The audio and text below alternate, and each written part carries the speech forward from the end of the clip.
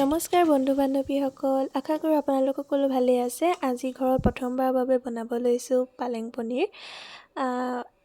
আশা কৰোঁ আপোনালোকে মোৰ ভিডিঅ'টো শেষলৈকে চাব আৰু ভাল পালে মোৰ ভিডিঅ'টি লাইক কৰি দিব আৰু কমেণ্ট এটা কৰি দিব।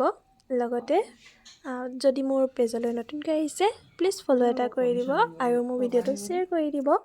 আশা কৰোঁ আপোনালোকে মোৰ ভিডিঅ'টি শেষলৈকে চাব। প্ৰথমতে দেখুৱাখিনি চাগে আপোনালোকে বুজি পাইছে। আৰু এতিয়া মই ইয়াত মিঠাতেল দি লৈছোঁ আৰু এইফালে মই পিঁয়াজখিনি ভাজি লৈছোঁ, সৰু সৰুকৈ কাটি লৈছিলোঁ। ইয়াতে মই বিলাহী পেষ্টটো বনাইছিলোঁ যে সেয়া দিলোঁ আৰু সকলো মছলা দি দিছোঁ আৰু হালধি গুড়া দিছোঁ।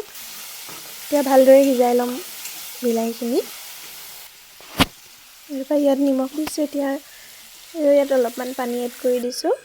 এতিয়া অলপ দেৰি সিজাব লাগিব 2 মিনিটমান। বা ইয়াত এতিয়া মই গৰম মছলা অলপ দি দিছোঁ। এতিয়া মই বিলাহীখিনি সিজাৰ লগে লগে মই ইয়াত পালেঙৰ যিটো পেষ্ট বনাই লৈছিলোঁ ধনিয়া আৰু গ্ৰীণ চিলিৰ লগত, সেইটো দি দিছোঁ। এতিয়া এয়া ভালদৰে উতল অহালৈকে সিজাব লাগিব। এতিয়া উতল আহিছে, মই ইয়াত অলপমান বাটাৰ এড কৰি দিছোঁ আৰু এয়া পনীৰটো আপোনালোকে ভাজিও ল'ব পাৰে, মই কেঁচাকৈয়ে দি দিছোঁ। এনেকৈ বহুত ভাল লাগিলে খাই।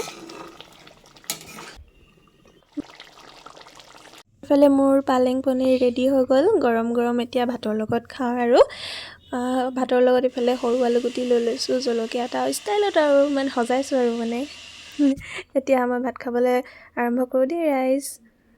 আশা কৰোঁ আপোনালোকে মোৰ ৰেচিপিটো চাই ভাল পালে আৰু আপোনালোকে সকলোৱে চাগে ট্ৰাই কৰিছেই, খাই কিন্তু বহুত ভাল লাগিছিলে।